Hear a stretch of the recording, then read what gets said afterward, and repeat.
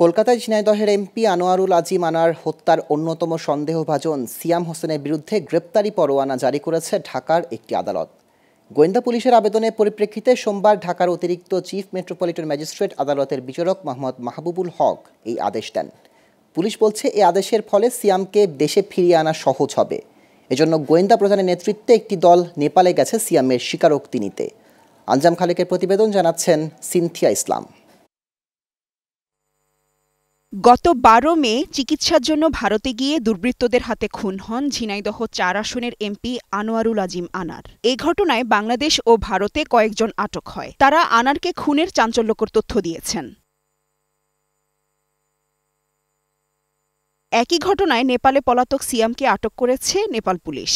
তাকে ফিরিয়ে আনতে আদালতে আবেদন করেন ডিবির সিনিয়র সহকারী কমিশনার ও মামলার তদন্ত কর্মকর্তা মাহফুজুর রহমান।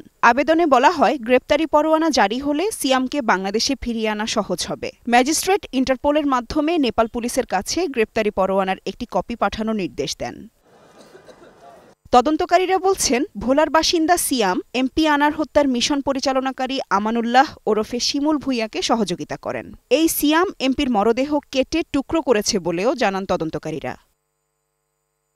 নেপালে সিয়ামের গ্রেপ্তার বা আটকের বিষয়ে আনুষ্ঠানিকভাবে কিছু জানানো না হলেও তাকে দেশে ফিরিয়ে আনতে বর্তমানে নেপালে অবস্থান করছেন ডিবি প্রধান হারুনুর রশিদের নেতৃত্বে একটি দল। তিনি বিমানবন্দরে কথা বলেন সাংবাদিকদের সঙ্গে।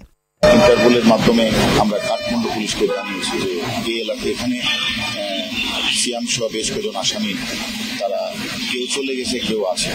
এই বিষয়গুলি তাদেরকে আমরা অবহিত করেছি এবং তারা যদি থাকে তাদেরকে যেন তারা গ্রেপ্তার করে, এটা আমরা তাদেরকে অনুরোধ করেছি। গত ২২ মে রাজধানীর শেরেবাংলা নগর থানায় খুন করার উদ্দেশ্যে অপহরণের অভিযোগে মামলা করেন এমপি আনারের মেয়ে মুমতারিন ফেরদৌস ডরিন। সিনথিয়া ইসলাম, গ্লোবাল টেলিভিশন।